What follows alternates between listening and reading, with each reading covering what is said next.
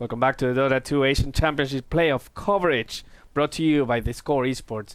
And this was funny because as we were seeing a lot of the replays of the game, we were all pointing, oh yeah, if they had done this differently, if this could have done any other way, it felt like C9, I wouldn't say made mistakes, but had some small decision makings that in hindsight didn't help them, or just a little bit of bad luck at sometimes, and sometimes just like plain bad decision making. But there were a lot of tiny things that if they had gone somewhat differently during the game, it would have been Cloud9's game. To their defense, I think playing this sort of lineup, you have a timer in your mind, so under a lot of pressure, it happens. You asked us at the start of the draft, like, which draft do you favor? And it's like, well, traditionally you'd favor the push draft because you snowball so much, but nowadays it feels like that was just so high risk, and you could see it there. Yeah. I mean, Absolutely. So many small moments we talked about, like Miz when he tried to cancel Medusa's TP in that final push.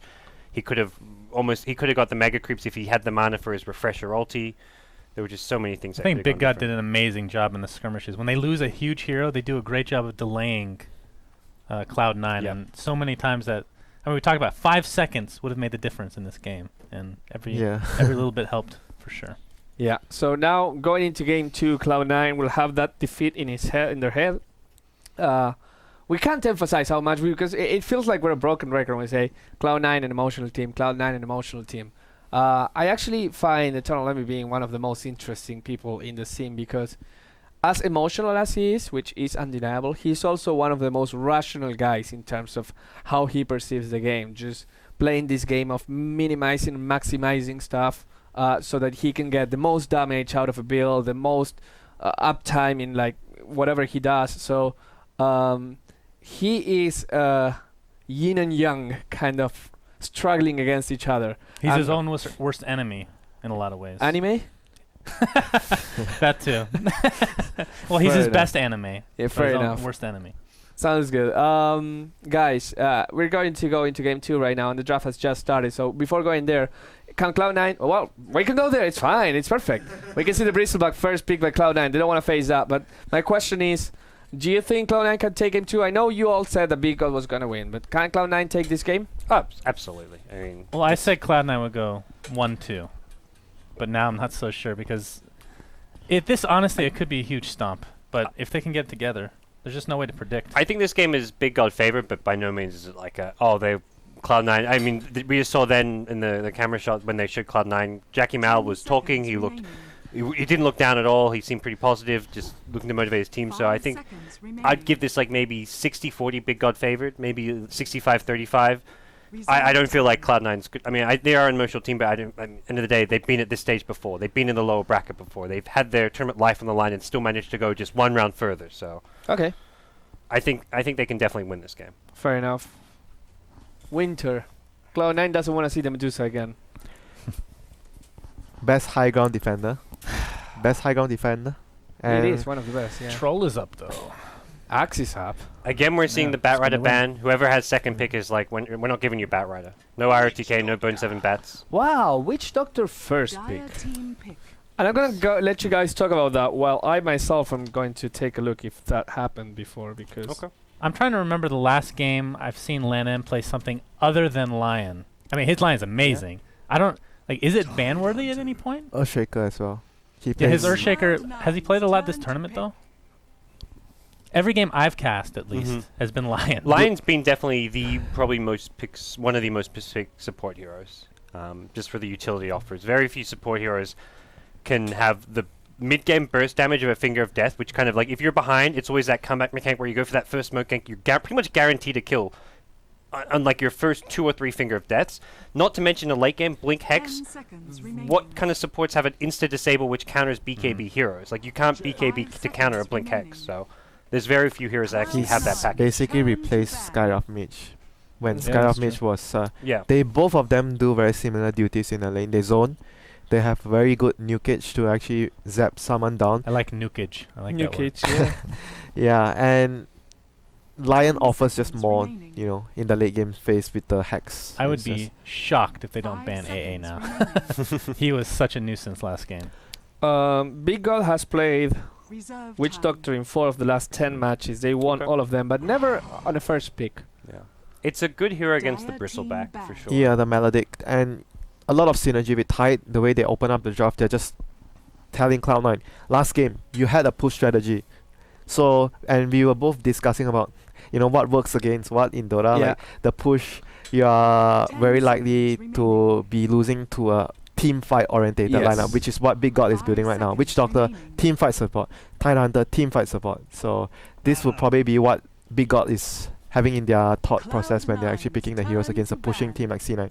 But I really want to bring up the point in stream as well, because as I was telling Winter, it feels like no one talks about this, and 3 years ago it was kind of like one of the big things about Dota, or how to learn Dota, and people say that you win versus heavy push by having a heavy team fight lineup, you win against team fight by having split pushing lineup, you win against split pushing lineup by having a heavy ganking lineup, and you win a heavy ganking lineup by having early push. So it's kind of like the rock, paper, scissors Spock of the Dota 2 world. But Spock is supposed to beat all, right? No, actually, I don't know how that works. Axis Spock. Lizard Spock, but that's like a two. Then it gets hardcore. Yeah. Yeah. Okay. All right. And we see here Big God's gonna continuously take out all the pushing heroes once more. Shaman, and Shannon was right about the Lion. Do you actually think he deserves? Yeah. Cloud9 thinks it deserves. Are they going to get AA then? I think maybe even Yeah, Venge is also really good with the Tide. That's what like Vici Gaming always do on the dire side with the ancient Yeah, stacks. the ancient stacks. I feel like Venge is almost better than the AA. The AA Witch Doctor support you is just a bit too passive and defensive. Yeah, I agree. But the thing I agree with Shannon is like the AA synergizes well with the team fight, and it's very good versus Bristleback and Chen. Well, a burning special. Oh boy. Karaoke special. Well, I like this pick from Big God. I think it's good at splitting the map. In some ways, the split push is nice against the group up and push strats we're seeing from Cloud9, and it's a good way of dealing with Chen in general. yeah, and I think the Perfect World guys went to Burning and say, hey, these games are going a little bit too fast. Secret won very convincingly. Why don't we bring us like a couple of 60+ minute games, maybe? And he gets one Dusa and one Naga Siren. If that actually happens, I can imagine a big smile on Burning face. Sure. Why not? Why not? I can do that. Normally, Envy picks like anti-mage against Naga Siren type games, so I'm wondering. And you know what? If they go hard carry or they go push. They ban out Lion and Big God picks Naga. It's like, great, sweet.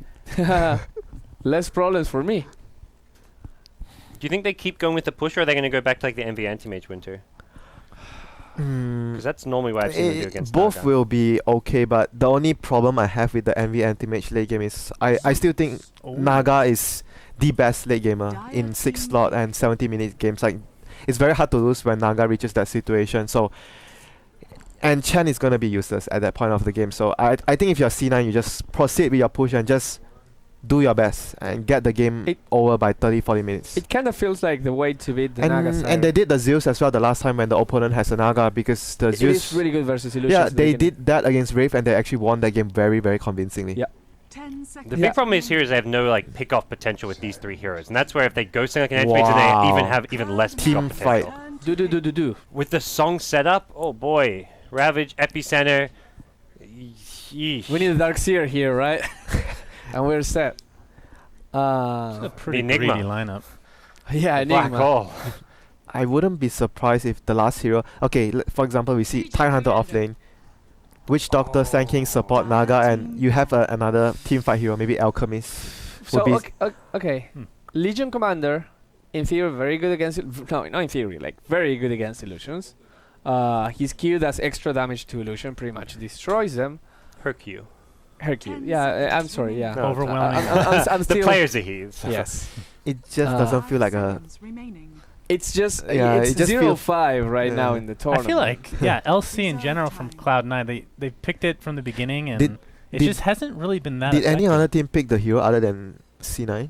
Yeah, I think Rave did. One game, yeah? Yeah. The rest are all C9. Yes. Okay. I can bring it up, but it's very funny to see. When we were talking to Fear at the summit too. Fear has very, very, very strong arguments. I remember that. Legion Commander is the worst hero in the game, bar none. Yeah. He Really? said that about some players are very opinionated about heroes they don't like or that their team doesn't pick. I remember him saying the same about like Viper when a lot of the teams were like the like 2 Eastern months teams prior picking to that, it was Viper. Yeah, everyone was playing Viper just because EG didn't run Viper. They're like Viper's awful. Well, I think LC probably is a little bit overrated. I You mean, it's would not agree picked with very that? much. Mm. Oh, actually, it's 1-4 now. It won one game. I think it was Which the game? last game Cloud9 played with it that it won. I remember yeah, Bone7 won a game with That it. is correct. It was the Wisp Bristleback game with an off-lane Legion commander. I think to counter Fear's argument, They as banned far the as Wisp worst here. hero, it's not worse than Huskar, at the very least. Huskar is not Huskar terrible. is not that terrible. He's It's pretty bad terrible. in this metagame, unfortunately, with a lot of like physical damage. Right. But in metagames where there's a lot of team well, Spell if damage. you remove the Witch Doctor, for example, no, actually Hunter is also bad. But we're not talking about like past patches, right? We're Yeah, the thing is like currently. against lineups with a lot of magic damage, he's pretty good. Skyrath Ogre. The Skyrath, previous Ogre, meta, Zeus, the previous yeah, meta, he was very good. he would have worked. He would have worked very well. Unfortunately, the way it is right Speaking of previous meta, Hello. now. Hello, Razor That's Nagasaki. really good against LC. Four. It is Good. pretty good. It's good versus Bristol as well. Like you want to Yeah. run in and Yeah. do damage, and the static link counters you. this is like the most annoying lineup to go against if you're Cloud9. They have a Yeah. very hybrid type of lineup, lane dominance, and they can use their their team fight to actually push and down towers with the Razor X upgrade. So Big God's lineup is just looking far more safe again compared to Cloud9's more one-dimension pushing lineup. I think LC's gonna have trouble this game. They yeah, have a lot of counters. You know, I'm actually gonna feel very nervous if I'm C9 right now. Yeah. Yes. according to the title, it's not Big God, it's Big Good. Yeah. So maybe a relative of Too Good. But who knows? Shout out to him. He's probably asleep right now. He's lazy. So anyways, guys, favorite. Big God for sure. I think this dropped much more so than last game. This game, I think Big God's draft is way better than the last game compared to C9's draft. So C9 has a less window of opportunity to actually make mistakes this game compared to the last game. They have to play out as good as the last game, how they started, or even better. Yeah. Okay. And I think as much as I'd love to see Zeus win and Naga lose, don't think that's gonna be the case based on what I'm seeing here. The LC, I don't know. I just don't like it this game at all. Yeah, I'm with you on that. I feel LC could actually be a non-factor in this game. Okay, and that's going to be the situation right now. We're going That's to go the to situation. That's the situation. We're gonna go to LD and syndereN, which are going to entertain us with Game 2 of Cloud9 versus Big God. Big God is ahead 1-0, but maybe Cloud9 can make a comeback. LD, syndereN, it's all yours. Oh man, and this looks rough. We looked at the draft, and I think we were very much in agreement with the panel. The Lion ban actually setting up perfectly for a Naga pick by BG, and now C9 find themselves in a situation where I feel like they're all in on the dual roam with the Chen Venge. If they have a good start, maybe they can snowball this, but if it's an even game past 15-20 minutes, man, it is going to be difficult to take down BG. And I'm actually wondering if, let's say they get ahead, I think this might be an even harder game to go high ground in, to be honest. The last game was hard enough, and they had all the tools. This time they need to push with, they have no Lycan, they have no Shaman Wards, they're pushing Power Lies and Chen Creeps, which falls off heavily past 20 minutes. Bristleback, I want to say, is okay. He hits fairly hard single target, but has nothing to really push towers with, and that's it. How do you high ground? How do you end the game? They need to end the game because Naga will win this game late game. They can't deal with the late game Naga. They have no counters to the illusions. Yeah, they have no Pugno who can build an eggs, no Lion because they banned it. Yeah. I personally think the panel understated how outpicked Cloud9 are. Yeah, I think it this is the is. biggest outpick of today by far in the 4 games we've seen. It's a little bit of everything. They have some push from the Venge Chen Bristle, some gank with the Venge Zeus Legion, but not very committed to any particular style, which can be fine some games. But when BG are running this super hard late game lineup and still decent at defending towers and taking fights early, it's going to be rough for C9. But that said, maybe they can snowball it. They're going to go in an RTK here, start harassing him back quite a bit. Not going to be the easiest lane for your offlane Tide. A lot of physical damage coming out. The Quills will be a nuisance for him, even should he pick up the Stout Shield, which he has not bought just yet. And meanwhile, the offlane Legion also going to have a difficult time, it looks like, as he is up against a tri-lane. The Witch Doctor, for now, the Sand King off-stacking the jungle. We can see the big camp being stacked up for Latinum. He's got boots first. I want to get his level 3, and I wonder where C9 make their first move. It doesn't look great to us from a drafting standpoint, but they are running the no-tail Chen. They are running the Venge support. I'm actually curious, have they picked up a smoke yet? I don't think so. Actually, no, not no yet. smokes. But Boots first on Misery. Yeah, this Tide is going to be a really difficult kill regardless of what Chen creep they have until he's level 3. When he has 2 creeps, it gets a lot easier.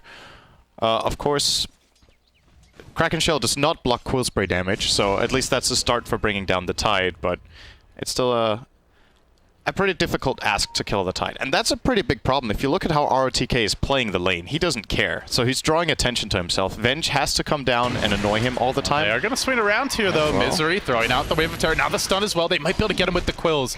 The auto tech's not going to offer a whole lot. He does have stick charges, but even with them, C9 continued to chase him out. EE low on mana. Now the Kraken Shell going to proc. The stick going to come out, and he'll actually end up being okay. And C9 committed a lot for that. A lot of regen, now out of mana on both heroes. Low on HP. They grab a haste rune, or rather a bounty rune for Big Daddy. But there's nothing that comes from this. And already Legion off the lane. Just heading towards the Ancients. Bone 7, he had a kind of rough time last game, and he managed to catch up with the Midas, but who's going to create that space for him to catch up here? We'll have to see. For now, nobody on C9 really applying pressure. Xiao 8 farming well. The Naga's not having the best time mid, though. As we see, Burning currently sitting only on 6 CS, but he does have a haste rune bottled. And we all know Naga's a great comeback hero, even if you get shut down a bit early on. Yeah, Fata's playing the lane really well. This is one of the strengths of Zeus against illusion-based heroes, is that both Static Field as well as the Arc Lightning deal pretty good illusion-based damage the whole game. And Burning is getting harassed a lot. He did get the haste rune though, and of course that makes him feel very safe. The risk of getting ganked is almost non-existent, even though Fata is still going to be laying into him, forcing him to use the rune to bottle up a bit. Not like you fun said, for Burning. Xiao 8 is free farming the Razor, and as the panel talked about, he's a great pick against both Legion and Bristle. And one thing they alluded to, he's also fairly good against Zeus with the passive. So every time Zeus casts the bolt, do you know, if Zeus ground casts the Lightning Bolt, does Unstable Current proc? I think it doesn't. I'm not sure. But Arc Lightning it does if he targets Razor. So We are going to see the first smoke gank now. Yeah, and so Razor also builds... He will probably build some magic resist in this game and some other tank C9, they abilities. want that powerful stop, but Burning heads to the south and they can't get in range. His positioning quite good there to the southern side of the ramp, and now he's going to get the 4-minute rune, it looks like, which means he's pretty much back in the lane in a comfortable position. A lot of wasted time here by C9. They now try to take over the Dire jungle, hunting for the Sand King stacks. I'm not sure if they're going to find any, though. Nothing over at that big camp. The other big camp is a double stack, I believe. Yeah, so not a whole lot in the way of stacks just yet for your Sand King. But C9 not really getting much done here. They're not getting kills. They are potentially stealing a bit of gold from Blanham. He's level 2. He will be slowed down. Big Daddy now going in with the Penitence, but a nice Sandstorm dodge. They drop the Sentry a bit late. Blanham able to burrow straight to the left. He continues to run. Actually, Burning going to come in. They want to try and take this fight. They heal into Misery, keeping him alive. Burning, creating the mirror images. This could be trouble for Misery. Walking towards the neutral creeps. They're going to stun him, though. No-Tail trying to take over the creep. It's too late. They fed first blood to the Naga Siren mid, and they fail to slow down Lanham at all. And now Xiao 8 gets onto Big Daddy. C9 going very aggressively here, and now might end up losing their Chen as well. The Plasma Field coming out. One more auto attack.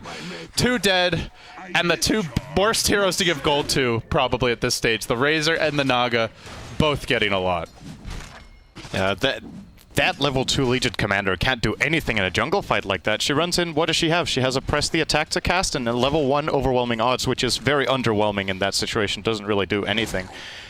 I mean, I understand what they were going for, but it's so risky. They're running into a lineup with a stun, another stun, and a Naga Siren with illusions. That's just not going to work. They will get a kill on RTK, though. Very, very important that Cloud9 gets something going their way. Still, that Tidehunter is 13 CS, I believe, setting like level 4 or 5. It's almost 6. Almost 6. Oh my, yeah, he dies there, but you're happy to give up your life here or there if you get this much experience out of the offlane.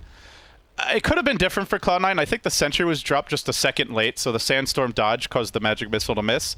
But even if they get the Sand King kill, they may end up losing heroes on the way out regardless. So. I also don't see how they could have killed him. Even if they dropped the Sentry Ward, what's your follow-up? You hit the Venge stun, you have a Chen with creeps that aren't you there. You right-click him with the Venge. The Venge could hit. They could have hit an overwhelming odds level 1 on one target. And maybe a shockwave from the Satyr that I think Big Daddy had. That's it. Like, that's... And even if they get that kill, it's not like they're stealing Sand stacks, and they're probably still giving Burning a kill as well.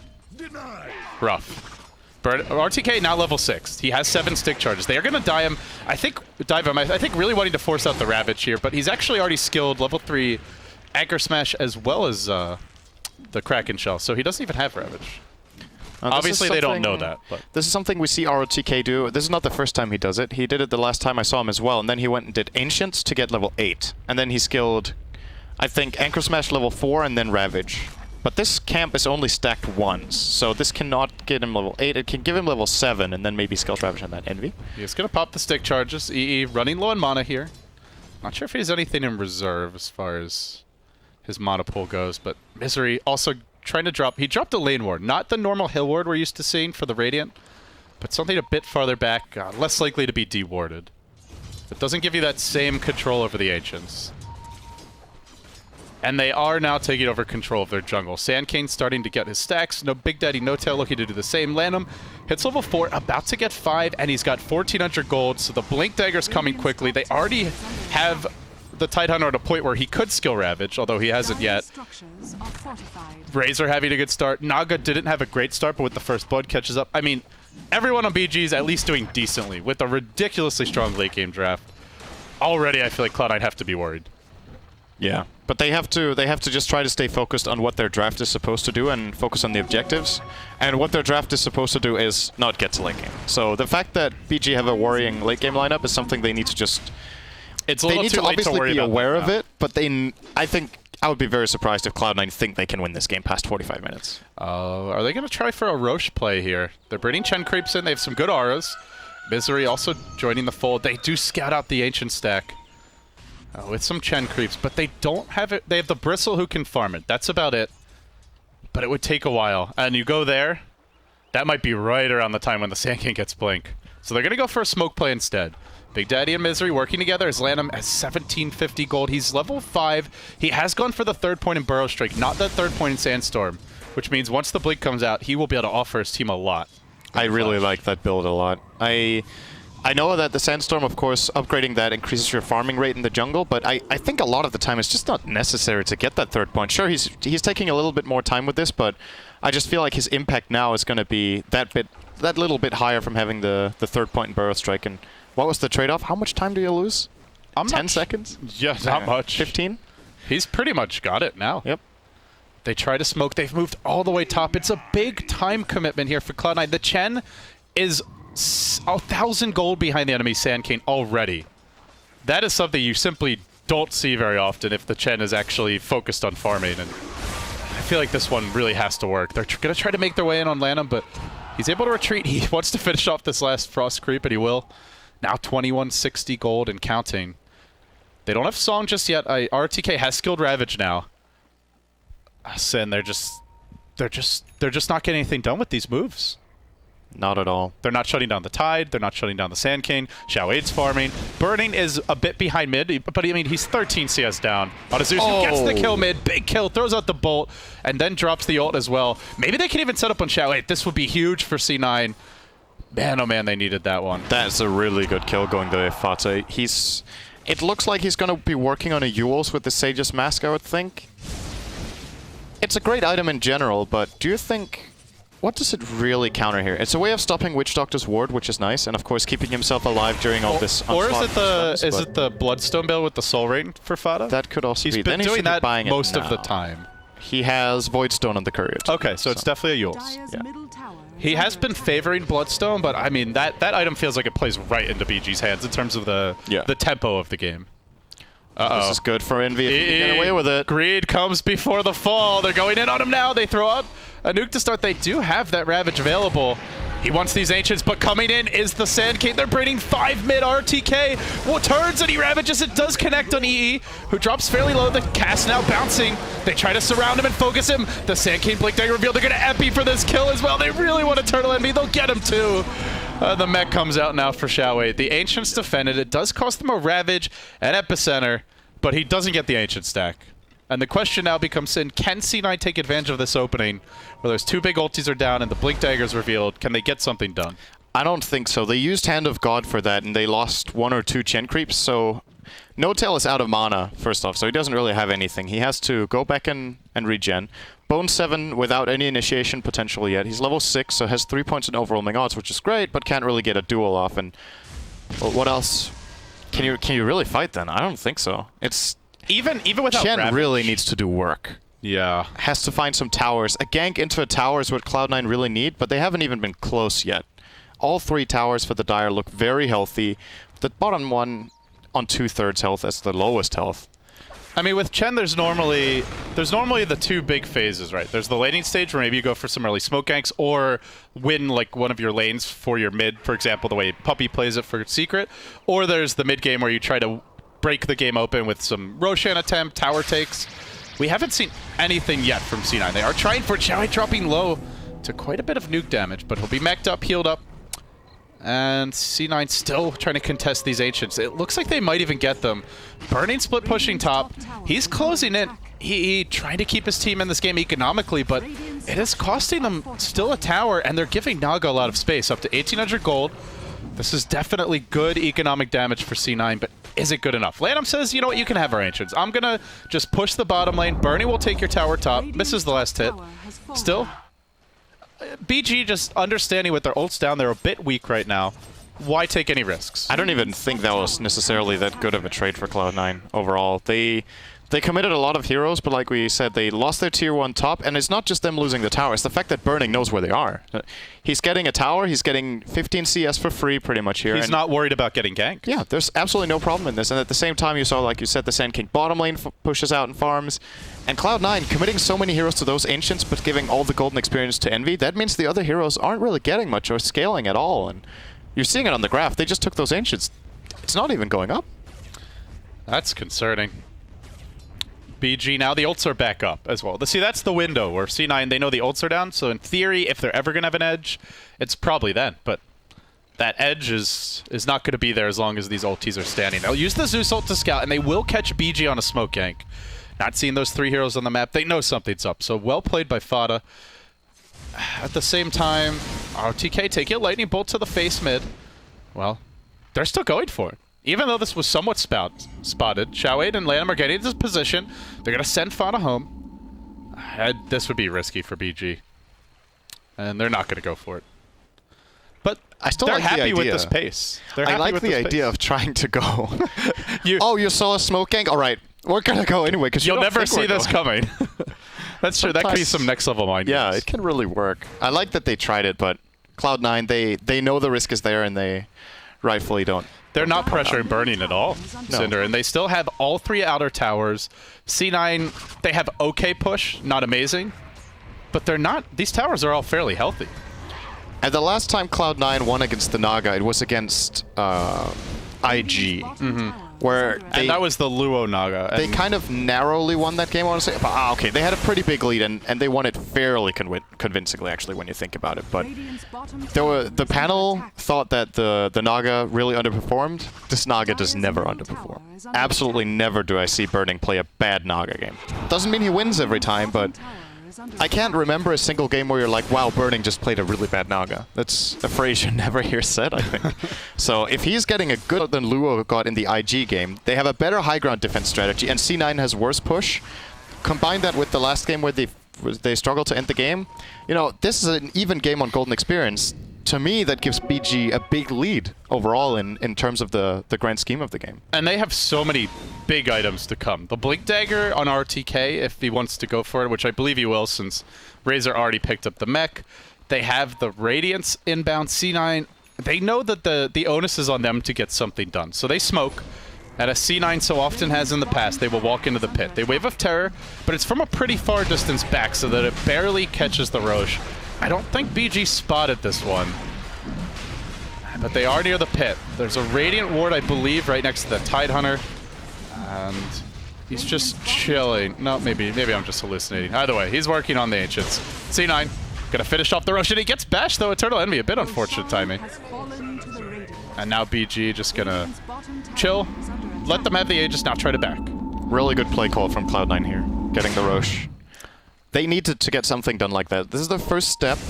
Now they need to use this Aegis. They have it on the Bristleback, who has a Vanguard and 3k gold. I'm curious what we're going to see Eternal what Envy is get the this build game. for him, do you think? I think he's going to get Mjolnir. Okay. It's EE's classic way of dealing with Naga to some extent. I think it's the... Against the lineup he's up against doesn't have that extreme single target damage, and it also allows him to at least do something even though he's getting sapped by the Razor. Even if he loses all his damage to Static Link, he'll still have obviously the shield on himself as well as the lightning procs. This hero does fairly well with a Mjolnir, and he also has some heals. Shen can Hand of God him, they're getting a mech at some point, and they have swap, so he doesn't need to go full out tank. I think he needs to build damage for his team. Your Witch Doctor trying to cancel a TP mid. It looks like he will cast Misery, but barely TPs out in the nick of time. Tower not taken down, but Burning is starting to spread his influence. You can see the Illusions pushing top. He's back at the base. Relic already picked up only about 800 gold until that Radiance. And they've only lost a single tower. C9, the clock's a-ticking. Mjolnir will help with Illusions for now. The Illusions are really not that scary at this stage. You are up against Zeus, as you mentioned earlier, fantastic at dealing with Illusions, and they will swap in. Xiao 8 looking to go here with the Zeus ulti. He's got mech and 10 stick charges, though. I don't know if they can burst him. Said he pops everything. He will end up falling. They then lose the Sand King. C9 winning a duel. Burning TP'd in. He may end up going down. He songs a bit towards the end of this fight. Ooh. Where's the Tidehunter? RTK's just chilling mid. He didn't have a TP. He was trying to finish his Blink Dagger. Very awkward time for BG to take that clash. Yeah, I think it caught them totally off guard that Cloud9 would dare to swap in the Razor. That looked like such a risky play at that point in time, but they do get away with it. They get a tier 1. They might be getting tier 2. Winning a duel for Bone 7 also important. He's sitting on Blink and 1,000. And they may take tier 2 because Epicenter's down, Razor ulti's down, Sauna's down. You have Ravage, but I don't think that's enough on its own. They might try to hold, but I think BG are okay with giving up these 2 towers. After all, their lineup, they should expect this going into the game that this could happen, but maybe Cloud9 don't even dare. Eternal Envy losing a lot of health. I believe he still has the Aegis. Yes. Yeah. Still has the Aegis, he'll be fine. So an and alternative... he's up to 4k gold. That is very big Bristleback. If you're playing the Bristleback in this game, what do you prioritize? Countering Naga or countering towers? Bone 7. Duel! Looking for the duel. The Ravage will counter-initiate, and now they focus Bone 7, bringing him low, finishing him off. That will cost the Aegis for Eternal Envy as well. Do they re-engage is the question. Moving forward, this is without Burning, though. Burning is pushing top. I don't know that BG really want to leave this tower. Yes, and why? That doesn't... With emphasis on the why. If he wanted really it, he could have been building a lot of it. That is his entire stockpile of gold. So Cloud9, they lost the Aegis, they lost Legion. They didn't lose the duel, at least, as Fatsa's looking to get Burning here. Does have ultimate. He's just so close to getting the kill. Not die. Oh, fun. Oh. 13 HP. He'll bottle up. So they lost Aegis, they lost Legion. They lost the mid-tier 1 to Creeps. Burning was pushing out top. He got his Radiance. I think they could not have used that Aegis any worse. They really didn't get enough out of that. And what I was getting at was, okay, so Eternal Envy can go for the Mjolnir build, which is a great way of fighting right now and dealing with illusions. Or he could go for sieging tower. So like Kiras, even a Deso, honestly, not as the first choice, but as part of his build, because they need some oomph to take down those towers. They just don't have it. Burning. It took them really long as Burning. He just popped the stick, I think, maybe right after the Zeus ult, not exactly sure, but he'll end up surviving here. Fado was just rolling the dice, hoping for the pickoff. Would have been a big kill. It just doesn't feel... It doesn't feel like he's going to be able to get enough done with this SNY. They have to pretty much keep on fighting right now. Yeah. This is not an item you get and then sit back and farm for 10, 15 minutes. And that's also not their strategy. So that's not... The issue is not that SNY is not good on Bristleback. It's a great item on him in general. I think he's getting it at the right timing too, so that's fine. But for this particular game, I just don't see... First of all, I don't see the MAME really being important at all. I don't think that way of fighting is going to be enough, because either they're going to need to take the towers fast, or they're going to need to find pickoffs on the Naga, so they can delay her. And SNY is not, it's not that much burst. It doesn't push that fast. It's just good for these really long brawls. I'm also generally an SNY hater, so maybe I'm not the right guy to talk to about it. Shannon always keeps poking at me. Oh, he's getting a Yasha. What do you think it is? Bottom jungle, it looks like we'll have an engagement here. Lanham going in with the burrow. They'll send Bone 7 back as they search for that net, but Lanham will get gooed a bit. He'll just blink on out of here. This is the key kill. Can they hunt and take down Burning? They have the Venge ward dropped. Zeus is here. They really would like to have the Legion with a blink in position, but without it, Burning having Psalm, they're going to have to get This is a stun doable. from around the corner. Can they do it? Burning getting caught out. He tries to wave those Nago harms. Won't happen. Lanham just a second late on the counter. Nice Yules. And I believe he just tried to use the epicenter. Now getting nuked down quite heavily. Lanham forced back. C9 getting just enough out of these kills that they might be able to make something big happen. They continue to throw out bolts and chase him forward, and it looks like they might track him down with Bone 7 just waiting. Worming his way through the trees. Lanham will blink out. Bottom lane. And now bottom lane. There's an engagement brewing as Eternal Envy will force that Tidehunter back. Hey, if they can kill the Naga, then anything's possible as long as C9 can keep him down. And for now, Burning has been stymied in his efforts. Still gonna come back to the issue. You are now the captain of Cloud9. How do you break the base? They need a very fat bristleback. That and a lot of pickoffs, it feels. Maybe if you could bait out these BG ultis.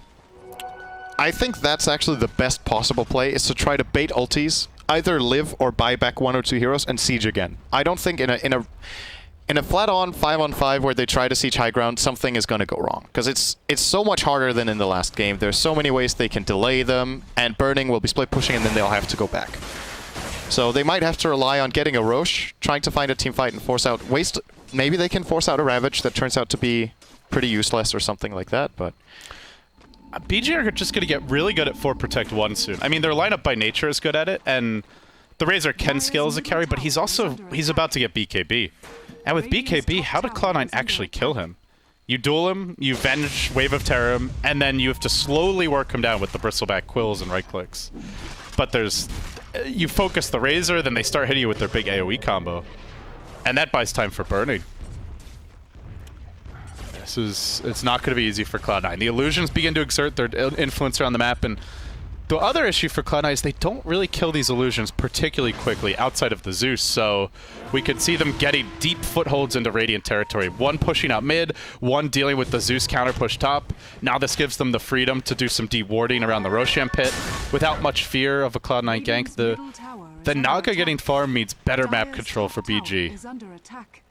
And they now have the BOTs on Burning and 1,500 gold to boot. They really want to go on Eternal Envy, though. He is pretty damn farm right now. They're going to try for a Chow 8. Marching in. Does he actually commit to this? He has no BKB yet. Just the mechanism available. RTK committing. The Courier's inbound with the BKB, though. And this could turn really bad for C9 if they chase. The Naga is even considering joining this engagement. Lanham going in onto Misery. They'll look to bring him down. Can he TP out in time? Ravage! Airballed by RTK. I think it Blink Dagger. No, did it get canceled? No, I don't think so. Didn't look like it. Just didn't get it off. Now Burning on the backside. He'll sell him. They're going to try and fight this one anyway, Sid. Who needs Ravage? We have Burrow Strike. Lanham's going to set up for it. It looks like the 2-hero Burrow might come out. He gets them both as EE tries to retreat. They lose one. Zeus joining the fray. Mech will keep them in fighting shape. Eternal Envy losing his damage to Xiao 8. He turns to fight with the Zeus nukes, but Zeus now out of mana. That's with a Whiffed Ravage. Yeah, and there's one thing we haven't pointed out in this game that we haven't seen in so many other games that I talked to Sunsfan about in a game. He was like, okay, why is every Witch Doctor suddenly getting Maledict over Voodoo Restoration? Bristleback. It just seems there were so many games. It wasn't just against Bristle. In this game, he doesn't. He maxes out the Voodoo Restoration. All this damage over time that Bristleback does, I would argue that Voodoo Restoration is one of the best abilities in the game, because he keeps spamming the quills, but he keeps everyone going. Same against the Static Field, even against Overwhelming Odds. All of these AoE abilities, if they don't burst them down, it turns out they're just wasting their time. And I had a hard time in those games figuring out why they're prioritizing Maledict, because in a couple of them, the Voodoo Restoration was really good, and love seeing it from Big God in this game. I think Maledict has gained too much priority on Witch Doctor in this tournament relative to how good it's really been. At least getting the 1 value point, because it is a very good level 1 skill. Yeah, and it can stop blinks and stuff like that. And we've... well, I meant for the heal, actually. Oh, the heal, okay, yeah. But we've seen a lot of players entirely skipping it. So they get a medallion on BG for Ice. He's not particularly farm, but this opens the way up for them to try and focus the Bristleback down, maybe even to take a Roche of their own. And if you're BG right now, you just want time. Refresher is slowly being worked on by RTK. Xiao 8 is building towards his Aghanim Scepter. Burning, I imagine the Manta style, the next choice here. He's got the Yasha. Once they get those next 3 items, C9 are starting to get to the point where they have to scale the Mount Everest of team fights. And what else do they do? If they get a team fight. Yeah. And That's the that's real if the Naga problem. decides to take the fights. She could just rat. That's the real problem we're approaching now, is how do Cloud9 deal with Naga? I think their Legion Commander is a double counter pick for Naga. It's the overwhelming odds against the illusions, and it's the duel to find her and kill her off in the split push. But They've had one dual win. Yeah, they have had one dual win, so Legion Commander herself doesn't deal that much damage, and they don't have that fantastic combo with LC where you just bring down the target. Like, let's say you duel into a Requiem or something into like a that. Lion Finger, or into a Skywrath Mystic Flare. They have Zeus, which is decent. Zeus is good enough, but in 10 minutes, when she has a heart, I don't know, or maybe okay, maybe not in 10 minutes, maybe 15 where we have Manta Heart, but it's Burning we're talking about. I actually don't think Heart is out of the question in 10 minutes. I think he will have it, as a matter of fact. Yeah, he'll probably have Manta Heart I don't and know like if they can deal a with him at all. talisman if he's left totally unchecked. Like we see Big God now taking over the Radiant jungle. If this turns into a fight, it's going to be a nasty one for Cloud9. They can't stack up. They're going to get Song into Ravage. How many blinks do they have? They have a blink on LC, they have a blink on Zeus. So actually not all that bad. They might be able to get away from that. But it's very clear right now who's in control of the map, right? They're pulling back, they're hiding behind their tier 2. And the Naga lineup is the team getting hyper-aggressive at 27 minutes. Yeah, that's generally not a good sign. Prognosis, very bleak. But so we do get our weather forecast after all. Yes. we really need to take advantage of the green screen, man. We gotta start weather forecasting up. As you can see here, there's a chilly front of desolation coming in for EE Sama. High chance of rain and tears. Damn. See, I got a smoke. Was this spotted? They have that ward. I think it might have been. C9 on the move. Walking towards the Roche pit. And it's one of those situations where they got the last Aegis. It didn't do much. Do they even... If they even get it, do they get something out of it this time? Well, they're going to be going in. Maybe BG just don't contest it. They are pinging it out. So they might go Lanham with the ping. Naga's going back for mana. We'll be porting down. This is going to be fairly close. Oh my god, this could actually turn into a total disaster for Cloud9. He could just walk in. They have no way to deal with him. They try to get off the quick bench stun. RTK whips the Ravage again. Oh no, his Blink Dagger. Looks like it got canceled. Now they swap it, Shao Wei. Where's the backup? They'll duel him. Trying to focus him. Epicenter being channeled. In comes your Sandkeeper. Lana might drop here as well. This is about as bad as it gets for BG. They blow the Ravage. They blow the Epi. They've lost the Razor. They song for nothing. Burning just gonna walk away. Could they screw the fight up any worse? Oh my. I think Fata really came up big in that play. I think he timed the Wrath, the Thunder God's Wrath perfectly. So right before cancel the blink, yeah. I think it canceled the blink Ravage. Because the only thing that's worse than not being able to blink as the Tide is to whiff the Ravage. Because if he doesn't cast it, he could have actually walked in and ravaged. But yeah, nice play by Fata. And there's also the Wave of Terror is another way to deal with that Tide Hunter. So it's not the easiest Tide game. But that said, they won a duel. They got 3 kills. They got Roche. Like, if BG just let C9 now they have need Roche, to do something. If BG just let C9 have Roche, I feel that's not really that big of a deal. That would have been a lot better. Yeah. Ultimately, they lost 3 heroes and a duel and Roche. So. But when you blow your ultis, you're giving dual damage. C9 getting a nice, sizable advantage out of that fight. Still, Burning did not die. Wow. He's up to 1.6k gold. He could still split push pretty well here, Sind. Yeah, and when I'm saying 10k experience, there's one thing we need to be a little bit careful with when we look at the graphs. Naga games are always really deceptive when it comes to experience. Because Naga gets a lot of farm without getting experience for it. All the illusion kills away from her she doesn't get experience from, but of course gets the full amount of gold. So Burning will look way more low level than his actual strength is, because his items will just outscale his experience by a lot. So even so, he's almost level 16. Yeah, so he has the 1 minute cooldown ulti fairly soon. But considering he has 280 CS and he's level 15, and the other team has 2 level 17s, that kind of shows how... In good news, I guess he will be there fairly soon. Yeah. And level 16 Naga is the biggest level of all for her. ROTK still working on that refresher. He's got 1,400 gold in the bank. It's a pretty slow Tide Hunter game. I mean, that's putting it mildly, but... Now the Perseverance picked up, closes in on the Oblivion Staff, and it still goes back. What do you do now if you're C9? Like, you realize that you want to get something done with this Aegis. You have a Zeus Refresher. What is your game plan here? Do you try and gank the Naga? Do you try and 5-man into this massive team fight? That seems very dicey. how should C9 approach the Aegis advantage? I have no idea. Like, that's actually my biggest problem. I really don't know what they should do right now. Oh, Lanham, is he going to get Lufano? Oh, what a play. Catches him out of the trees. Now he refreshes and tries to blink again. RTK blinking past Oh, him. really nice play. But he does blow the refresher orb for that. That was still cool, though. That's very rare. He had two TPs, else he could have made that play. I thought he had misclicked to a point where they could walk in and get vision on him, but he does manage to find a nice little hidey hole in the trees. But, okay, let's... So the biggest chance Cloud9 have is actually to... I think it is to smoke, find a gank, and 5 mana lane. I don't think there is a better play. Their lineup, they can't split push for anything. There's no way they're going to get away with that and get racks. They can't 5-on-5 team fight because they're probably going to lose, or they're just going to get delayed and split push, and then they have to go back. So pick off into tower is the play. Do they really want to take this without the refresher Zeus? That's a lot of their damage. The reason I'm saying I don't know what they can do is that I just feel like, in a way, I know what they should do, but it feels almost impossible to accomplish it. Yeah. So, well, they're sieging now with 3 or 4 heroes. They might get this tier 2. I think Big God are okay with giving away all their outer towers. They've got what they need in the Naga. They have the Naga. The Naga, no matter, even if all the tier 2s fall, she's got BOT. She'll still be able to split push. It's not like there's a Storm this game or, you know, someone like a Blink Doom maybe or a Shadowblade Doom who could just ambush her out of nowhere. So they'll still get the lanes out. They also have some pretty good wards on Big God. We can see one near the middle lane that spotted out that smoke gank much earlier. They've got one top as well, and so they have a pretty decent idea of where C9 are not, which allows the Naga to have a sense of where they are and play more aggressively. And the refresher does help Cloud9 quite a bit in their potential to kill off the Naga. With double Zeus ult, if he's not in the neighborhood, or even if he is, it also helps a lot. Cast all 3 spells, refresh, cast all 3 again.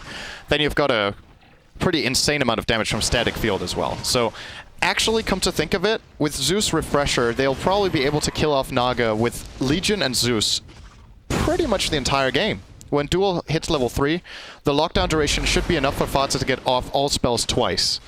And static field will just, regardless of whether Burning has 1,500 health or 4k, the static field is going to make quick work of the health. So I think it's still possible for them to find that pick off. And then, well, they need to find that pick off, they need to push, and there needs to be no buyback if they do that.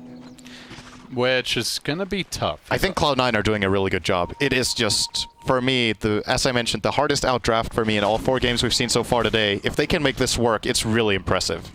Because I would bet against Cloud9 because of the draft in this game in a heartbeat when I see it. So, and especially considering how they lost the last game too, the fact that they're still playing this well is a good sign. If nothing else, should they drop into the lower bracket, they are still showing strength, which is very impressive. As Gods mentioned in the draft, EE did not look particularly flustered. I mean, we've seen him. If they lose the series, then I imagine we'll see some of the emotion come out. But for now, he's done a good job of just keeping his team focused on objectives. They're going to take this tier 2 down bottom. The second to last outer tower now falling. Big God going to eat a Zeus ult, and they'll mech up. Just hanging back in the base, burning the only hero that leaves, and even when he does, he's very cautious about it. Wants to see a few heroes on the map. It is a heart, the choice for him. Yeah, we said about 10 minutes, right? That would be minute 35. So, here we go. He can buy it. There we go. No buyback, though, and he is up against that Zeus with the duel. One of the best lockdown spells in the game. I still think at this point in the game, he's level 15. That's the good thing about being low level. His death timer is not that long. So if they do kill him off, his respawn time, what's that going to be? That's going to be like 60 seconds, roughly, right? The timers have been changed, so they aren't as they used to be. I think about 60. So, or maybe even a little bit less, 55. So he's going to be, if he gets ganked and gets brought down, first of all, they need to commit a hell of a lot of stuff to it. Secondly, can they get collateral, even without buyback right now? I don't think so. If they kill him across the river, it's a flat-out no. And if you're BG, that's where you just always want to keep the lanes pushed into the Naga. Even more, as good as their team fight is, the safe play is just not to fight until A, you want to make sure that C9 don't have the Aegis, ideally, and B, just make sure the lanes are pushed into where they can't punish it. Blink Ravage comes, but there's a double BKB dodge from Cloud9. What a great way to try and turn this fight. They will get the kill on RTK, but it's after he's used Ravage, and now Bone 7 ends up dropping as a result. Hand of God coming out, a 2-hero burrow. Land him with the big initiations, trying to focus a few heroes down, but BG have blown a large part of their payload now. The Ravage down, the Death Ward down, the Razor ulti down. They do get some dual damage. I mean, despite ROTK trying to lose as much as possible, they are Has still he hit leading a the Ravage? game. I think He he's hit the missed- one bottom on the Bristleback before he had BKB. So I think his last 3 Ravages are 1 on 2 BKBs, 1 totally missed, and another one totally Okay, missed. Sind, here's what RTK is actually doing. He wants to get all the BKBs as low as possible so that he will become more effective. Wow, with that's the next refresher. level. He is that next level. That's amazing. You don't understand the outcome. Unfortunately, 5-second BKBs Are are still enough. BKBs. Because then he ravages and then refreshes and ravages again, and then they still miss entirely. Land him. It's getting gone on. They don't have detection. They're going to spam some quills. Are they going to have enough time? I think they will. He has a stun in 3. Has an urn too. He's Maybe not using. Has he thought he's gotten away? RTK's shown us his head. Okay. And he is like going to run away from the the ravage that isn't there. Well, they'll let him live. Mercy from Eternal Envy at a time when he can ill afford to have any. So what did Cloud9? They lost the fight too. Okay, Envy. Gonna go in. Do they want to go on him? He doesn't have too much backup here. The Venge is somewhat in position, but Big Daddy trying to keep him alive. Eternal Envy fighting against the entirety of the enemy team. They'll Song to cancel the TP. They focus Big Daddy down. Could he have sung earlier? No, never mind. He still gets ported out. That Oh, he goes, was set- that he was goes set through back, song. yeah. Goes through song. Lanham now. Does he look for a bit more here? He has the Blink Bro. Actually has an Epicenter, and this Naga illusion comes in. They'll get the jump on Fada. Surprise! It's me, the Watermelon. He'll Yules, but it's right after the swap comes out. It helps Fada escape in the end. Witch Doctor Ice a bit indecisive about which way to go. Misery running circles around the tree line. Unfortunately, there's too many heroes here.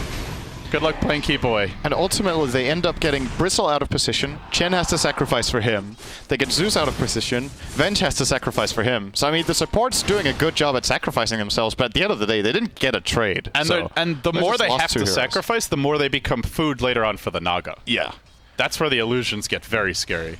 I want to say right now, like the gold is 5,000 in the favor of Cloud9, the experience 12.5. This is where you would usually say the team with this kind of lead, looking at maybe a 75% win rate, or maybe 80. Yeah. Not with this draft. For me, it's reverse, or even higher. I am 90% BG win right now. It's just the way the game is looking and the way it's been developing over the last 15 minutes. Cloud9 are not even getting close to racks. So does that mean 9-1 odds in Bruno's Casino? Yeah. I would take that. I would if he would give 9-1 odds and Cloud9 winning that, I would still bet on BG now. Especially after that last game. Yeah, well That's it the other hasn't. thing. It doesn't really seem like it phased Cloud9 too much for this game. That's the most impressive thing for me is how well they've played relative to them losing. That's previous. true, but they have not tried to break the base yet. No. And it seems like that's where BG excel and where C9 struggle the most. Yep. And there's a refresher on Tide, so now he can. That's not even the worst of it. Xiao 8 is not terribly far off of a refresher of his own. Yeah, that's funny. Usually you're scared of the Tide refresher, but it's Not with ROTK right now. That's not the worst thing, guys. Listen, Razor has a Ring of Aquila, and that's scarier than that refresher. He's got upgraded boots, Sind, okay, man? Yeah. Oh. You haven't even seen the first thing that Xiao 8 could bring to the table. But yeah, ROTK has had a couple of whiffs, but he generally doesn't go full tilt. He usually pulls it back at some point in the game, and if he lands 1 or 2 good Ravages, I mean, imagine the team fights if the Ravages actually land well. Then it's just an absolute slaughter. In fairness to RTK, he's up against the Zeus ult, which can Yeah, it's cancel not the Blake, the easiest Wave time, of yeah. Terror, and they have mass BKBs. So. And they have duel. That It's said, not that easy. That said, we have not felt the impact of the Tide, and it's still a fairly minimal Cloud9 lead, which has to make you worry if you're a Cloud9 fan that, God forbid he ever gets the good Ravages, then good luck to you. Yeah. Want to say, very quietly, Misery has managed to build a BKB on the Venge.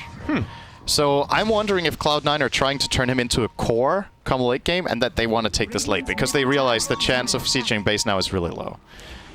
They do drop a Zeus Bolt, trying to get some vision here as BG hide in the trees. BKB from Boat 7. Where did he end up blinking? ROTK now just hanging back. The BKBs have all gone out. He hasn't used a single Ravage yet. This could be terrible for Cloud9. All the BKBs down. Ravages inbound potentially. Sand King still holding the epicenter.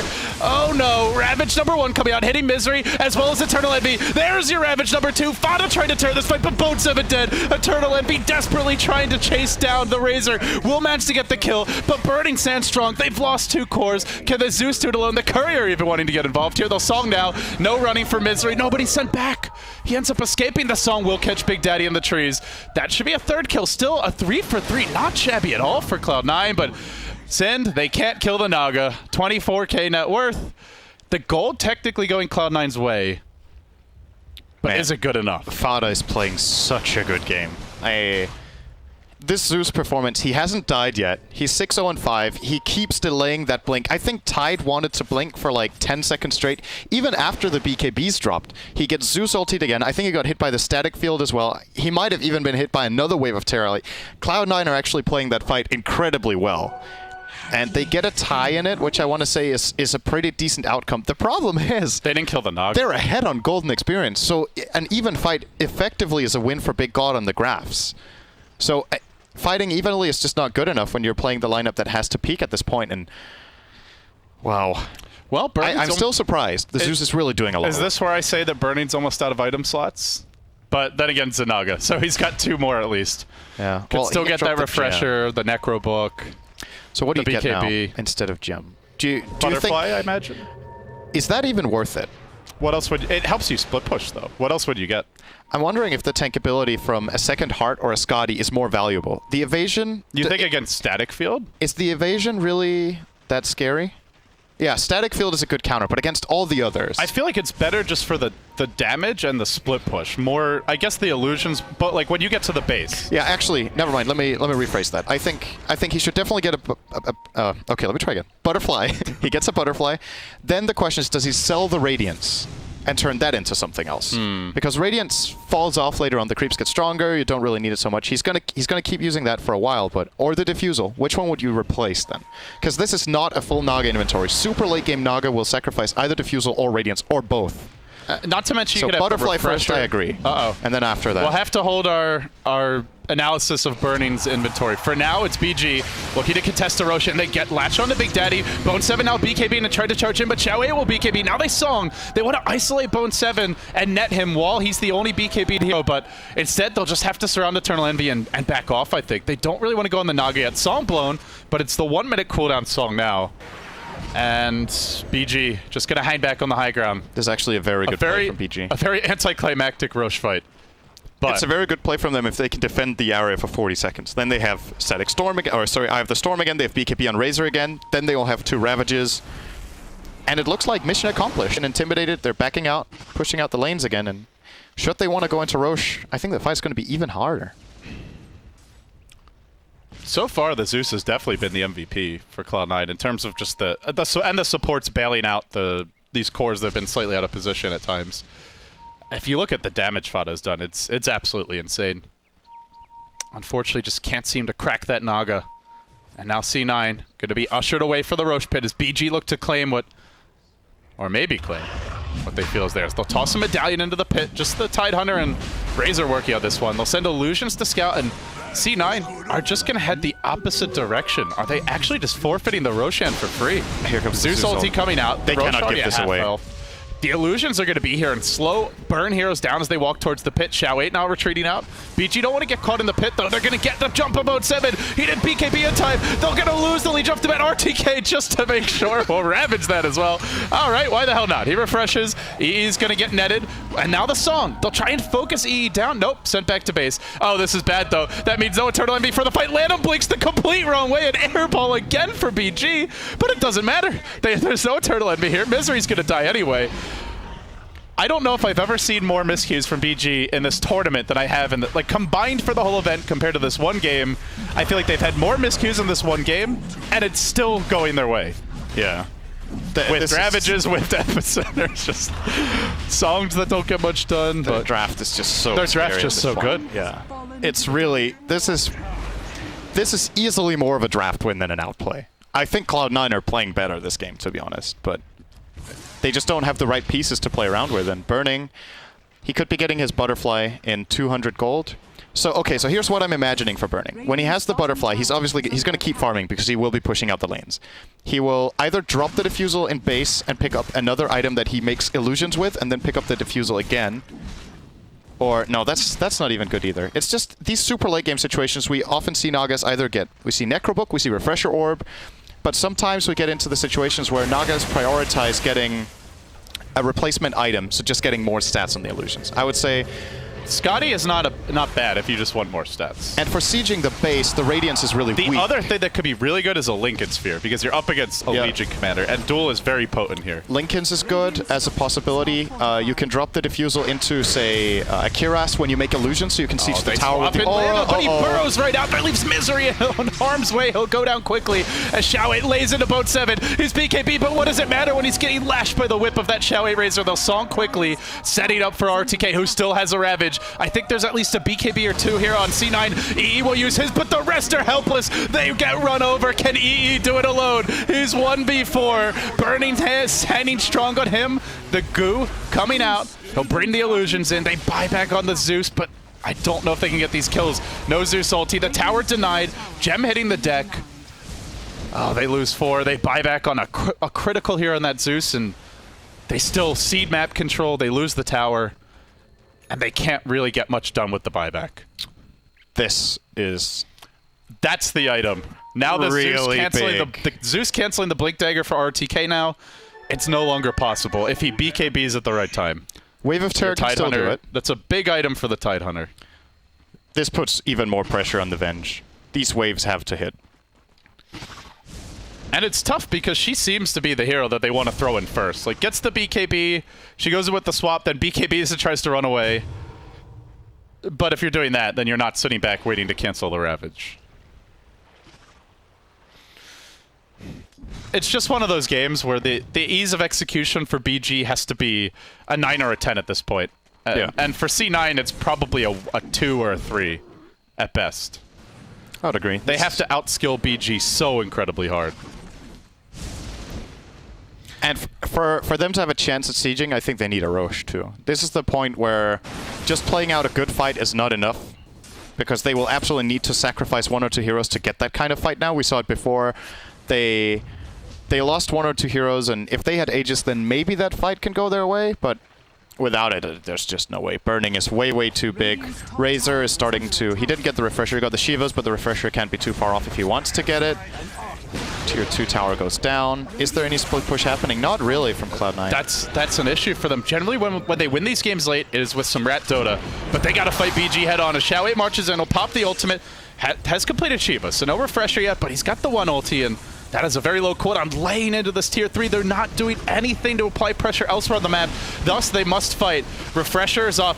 They have the double Ravage in 18 seconds, and now they'll even show Burning. He'll poke that tower down. They maybe wait for this next Razor ultimate before cracking the racks, and maybe not. Maybe they just don't care. They're going to go in on Eternal Envy, forcing out the defensive Force Staff. Bone 7 just hanging back, unsure of when the opening to jump in for a duel will be. And now I think you just wait for the Razor ulti up at 25, and then BG will push once more under the breach for the GG. They'll engage onto Eternal Envy. Xiao 8 going hard, aggressively in the paint on him. Now the duel comes out, attempted, but the quick Manta catches both 7 in a terrible situation. The illusion is the winner. I guess gets some bonus damage for that. Interesting. It actually does. Well, that's today I learned something new. I don't think it well, works. at least it looks cool. Yeah. BG getting some style points here as they'll crack the range racks. Now they swing on towards mid. EE trying to do what he can, which is to say, not much. Xiao 8 popping the ultimate. BG again with the net, just kiting and controlling Eternal Envy. They haven't used a Ravage, they haven't committed an Epicenter, not even a song required, and they still have the Aegis. Hell, they almost have a Refresher on Xiao 8. If he wants to sell the mech, he could pretty much buy it. And he is going to be getting full HP and mana once again. The Aegis is about to pop in 10 seconds, and he'll be good to go in again. It's going to change the situation a little bit, because then Cloud9 can actually open him and try to bring him down immediately, but... Well, okay, decision time for Burning. I'm really curious to see this, because this is a special situation where... A lot of games don't really get to this point with 7th or 8th item slot, and sometimes you replace items. He hasn't bought anything yet. He's sitting on 5k. You know, I remember at Starladder Season 9, this was back with the old DK, when they, heading into TI4, this was the tournament where they went undefeated. Every game when he'd be warming up, he'd be playing Naga, and he'd be practicing 7-8 slotted Naga, microing the Courier as well. They never even ran the hero in the tournament, was the funny thing. But even back then, this was before DK had ever picked to run the hero. He was practicing it, so it's a hero that he only started running in competitive matches officially more recently, but he has had countless hours of practice on it in just private lobbies and scrims and pubs. and has gotten to the point where he's very comfortable with it. Yeah. So. And I want to say in DK, this is taking me back to a particular game at TI4, which was, believe it or not, DK versus Cloud9. And Cloud9 played a Meepo on Sing Sing. Oh, yeah. And that went super late game. It went to like 90 minutes, and ultimately Burning's Naga won. And I do believe in that game, he started dropping items to make illusions with Kiras. So he would drop the Radiance, make illusions so he had a Kiras illusion, and then he would pick up the Radiance again and make other illusions that had Radiance. He would start sieging the tower. I think Diffusal Blade in that game was replaced with either a Skadi or a Second Heart, because come super late game, Diffusal Blade is a cheap item slot, not really worth it compared to other items you can get. I mean, for God's sake, he hasn't even used the Purge yet. He hasn't used the item, he just has the Mana Burn. And well, we'll see if he goes for the Book. I think in that particular game, he neither went Book nor Refresher. If he went one, it was the Refresher. Honestly, he has the gold now. Even BKB would not be nice terrible too. as a 7th item. You're up against a Zeus with Refresher. But so. End of the day, unfortunately, we might not see what his thought process is in this game. Come on, Bernie, throw us a bone, spend some gold. He can decide not to buy anything, and they're probably still looking pretty good here. Maybe he'll start like seeing how many items he can get away with throwing out. So maybe he just gets rid of the Diffusal, doesn't replace it, and then sees if he can beat Cloud9 anyway. Style points again. Yeah, I mean, it's all about the style points for Burning lately. These Rapier... I feel like Burning has gotten more comfortable taking risks over the past 4 to 5 months. And I imagine part of it is not BG not being a super serious team, but some of these games where he's gone for Rapier, I don't think Burning would have necessarily done that on the old DK. He used to be not as conservative as Mushi would be with his gold, but sometimes a bit more conservative. But now he's loose, man. He's feeling relaxed, he's stretching, he's whatever. It's like there's almost no pressure on them, right? Exactly. They can kind of do what they want, and they've already exceeded the expectations of the tournament, even if they lose. Whereas, like, you watch Cloud9 and you can, like, feel the stress, like, oozing through their play and their movement, and even the drafts and some of the decision-making, especially last game, they felt so much more on edge than BG, even when they were ahead. Maybe I'm projecting, but at least it seemed that way. Their Bristle is pretty much maxed out at this point. Envy can... I want to say he should replace the Sanjin Yasha for a bigger item, and the Treads into Boots of Travel, of course. But apart from that, the MKB, I think, is very valuable against the Naga. It's the solution they need. The Mjolnir, at the same... kind of the same story. This is the only way he clears out the illusions for now, and... Well, who are you going to give the farm to, then? The Legion Commander has been a really underwhelming hero this game. The Zeus... just doesn't scale that much more than this. He has all the items he should need 53 minutes in Refresher, Blink, BKB Yules. He can get an Axe for a little bit of extra damage, but I think a Dagon 5 at this point is actually more valuable. And what else do you have? The Venge. Well, she can start trying to farm, but there's no map. There really 54 minutes. The Venge campaign. wants to start farming now. They're going to need this to go close to 100, it seems. Zeus ulti going to be used. Now they're jumping into RTK. He will BKB and retreat out. In the meantime, on the other side of the engagement, Naga on the chase, trying to bring down Misery with illusions as RTK will blink in, unloads the Ravage, it connects on 3. The Refresher's available. Secondary Ravage forthcoming, no tail, trapped on a cliff, nowhere to run, nowhere to hide. EE also retreating out of here. And the creeps are starting to hit on the tier 4s of the Radiant base in the meantime, but Eternal Envy now left to his own devices. Down will go dead for 100. No buyback. Big Daddy trapped on the cliff. No TP out for 45. 4-step ready. Not even using it. Just sitting back, waiting for what seems to be an inevitable finish. Burning, use your gold! Buy something! He's paying homage to Mushi. He's showing some love to his Malaysian brother. Do you know what the highest amount of gold a hero has ended the game with is? I want to say less than 15,000. Yeah, I would say less than 15. I remember several Mushi games from TI3 and Orange where there was a game where he was Nature's Prophet. This was with the old BKB, where when you rebuy it, you get the 10-second cooldown, or 10-second duration. Yeah. He had like 3 BKBs in his stash and a fresh 10-second one on his hero on Nature's Prophet when the game ended. And I think he had like 7-8k gold in the bank. Oh boy, here comes the double ultimate from Razor. He has BKB again as well. Well, they'll cave in the bottom lane of Rex. Now moving on to mid. Cloud9 might well be headed to the lower bracket. It seems all but lost for them. They'll try and hang on a bit longer. The duel, a futile effort by Boat7. Fada next on the list. It's Big Daddy to fall as well. And BG run right over Cloud9, who look lost so far in the main event. They barely squeaked into this winner's bracket, and, well, they're just as quick as they enter it. They're down to the losers. They can't afford to lose another match the rest of DAC. And who will they face again? I actually don't remember. Was it E-Home or... E-Home? No. No. We'll let the panel. Yeah. Man. Brian's whispering in my ear, but I can't actually hear him. Okay. 9.7K. E-Home. It is E-Home. It will be E-Home. 9.7K, pretty decent. So I feel like this was a good showing in Game 2 from Cloud9. The big loss was the first one. This game already from the execution felt way better, but it was just a much more difficult draft to execute with. And I think they never even touched a tier 3. That one move very early on where they went, going all the way back to the laning stage, that 3-hero rotation into the Dire jungle where they didn't get the Sand King kill, they give first blood up to Burning.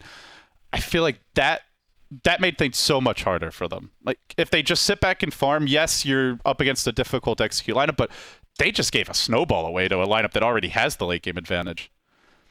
And they never really shut the Naga down. They killed her 3 times, which is decent, but yeah. I want to hear what the panel has to say. I feel like it was mainly draft, but maybe there's something we're missing here. Gentlemen, what do you think? Hello? You guys were right. I was wrong. Big God took it to 0, very convincingly. But Not so convincing. took them quite a while, I was going to say. Apparently, Cloud9 was very good at holding their own. But we were looking at the game, and I was talking to Winter 50 minutes into the game. There was no way Cloud9 could win with those picks. Come late game with the Naga Siren so built up, it felt like all they could do is hold up. What do you think about the game, Winter? A big part of it was like the way they drafted into this situation as well. I feel that the Zeus and Legion sort of ganking heroes. They have a lot of burst damage, but doesn't really fit their lineup because they needed to end the game against the Naga Siren. So their push wasn't great, but at the same time their late game wasn't great. And Naga Siren late game, I don't think there's any other hero that can actually do as much as... You could argue there's Void, there's Spectre, but I feel Naga Siren, if you play it right in the late game with 6 slots and 7 slots, there's no way you can actually lose the game. Fair so enough. I'm not sure of what actually C9 wanted to do this game. It's either they had to end the game really quick, or there's just no way they could win it after... I think they must have been thrown off by the draft, because surely the plan wasn't from when they picked the Bristleback to have Envy on Bristleback. The Legion Commander, it didn't even, we felt it was a non-factor almost the whole game. That must have been like a change in plan halfway through the draft, because Bristleback just does not seem like... An Envy hero. Yeah, it doesn't seem like an Envy hero, it doesn't seem like a C9 hero, and I think it was during the draft when they first picked the Naga, it's like, okay, C9 either do one of two things, either go all-out push, or they pick Envy, like anti-mage. Like, I don't know, I don't think there was any other big Envy carries left in the pool. Right. I feel like every past time during the group stage when they were against the Naga, almost always they went for the Envy anti-mage, and I'm kind of surprised they didn't try to do so here. Mm-hmm. Yeah, and Bruno as well, he was saying, you can miss so many Ravages, but... I was going to ask Shannon about that. You were watching the game. Well, what do you think was going through our OTKs? I took a 5-minute break to go get some water and go to the bathroom, and apparently I missed like 2 Ravages. So don't worry. I missed 2 missed Ravages. He missed them too. So yeah, I mean that just adds insult to injury when you can't really capitalize on that. And again, it comes down to the lineup. It's like you have so much advantage from the draft. It doesn't matter that. Yeah. I'm not saying it's not a big deal that he missed the Ravage, but it just tells you how strong their draft is better compared to C9's draft when you could miss a big ultimate 2 times in a row, but you're not even in a bad position after that. Right. I'm gonna put this in Eternal Envy's terms, right? Like, you watch anime, you probably watched some Dragon Ball Z at some point of your life. You know these guys, like, they train with weighted clothes, and they go into like a machine that gives them 100 times the gravity. That was like Burning saying, okay, I'm gonna prepare for the finals. Our OTK, you play for the other team. We're going to make this extra hard on us to see if we can win. And they went and won anyways. And it wasn't just RTK. I feel like Lamb on the Sand King didn't play very well. All in all, I think the entire Big God team had no real clear strategy that game, apart from just burning carry with Naga Siren. There was no real smooth movement around the map. There was the team fights were all over the place. I think despite the outpick as we're calling it, Cloud9, you have to give them a little bit of credit with BKB usage. Static Field was amazing. That's what it's called, right? Static Field. Yep. I mean, that's a super underrated. What's the A win? Like 800 or 1,000 or something? 1,000. I mean, that's insane. 200, yeah. And I don't know if it was pure luck when the Ravages kept missing because of missed blinks and whatnot, but To be fair, like the one at the Roche the pit Roche was pit. exactly timed with the Zeus ultimate. Yeah. That Yeah. one was not ROTK's fault. I mean, Right. I The- saw at the- least one other that was just static field from like just an arc. Yeah, light or yeah. something like the that. rush pit is like it's very common for the Zeus to just ulti before his team and it's just like ROTK wanted to do the same thing, prevent them from coming in the Roche pit, and the Zeus wanted to give them vision, so it was just unlucky for him. Like it wasn't really all on his fault, that fight. Right. Anyways, Big Gold takes these 2-0. So they're going to be the second team advancing to the semifinal of the winners bracket. The brackets, do we have updated brackets? They look like this. So on one side we have Team Secret. They're waiting for the winner of Hellraisers versus Vici Gaming. That's the next game coming up. And That's Big Gold. last actually. EG I Navi believe. is next. Oh, EG Navi is the one coming up. Yeah, you're correct. Hellraisers Vici Gaming is going to be the last one. EG versus Navi is the one coming, and that's going to be a very exciting one. On the other hand, Cloud9 will have to face eHome. And that is going to be an interesting match. I know you guys, a lot of you are eHome fans. I think C9, even though they lost to Big God, they show that they're a team that they can do a lot. As I said, the first game, a lot of things that could have gone their way. It was a 50-50 chance. On the second game, even though they were against a lineup that severely outclassed them in terms of the heroes that they had, they still managed to get a very big lead at the beginning and hold it for like 55 minutes, 60 minutes. So I think Cloud9 is no pushover here. I agree, but the Cloud9 eHome, it is a best of one, and it's kind of like the game of inconsistencies, or the teams of, like, arguably from the top 8, Cloud9 is probably the most inconsistent. I feel like Cloud9 and eHome are the two teams that were really hyped coming in this tournament, and neither of them delivered up to the hype. Cloud9 obviously made in the top 8, did a little bit better, but I feel all in all, especially based on Cloud9's day 1, they didn't play. So to me, it's a game that's very back. I could go either way. eHome's drafting is very unpredictable. I mean, I wouldn't give Cloud9 more than like a 55-40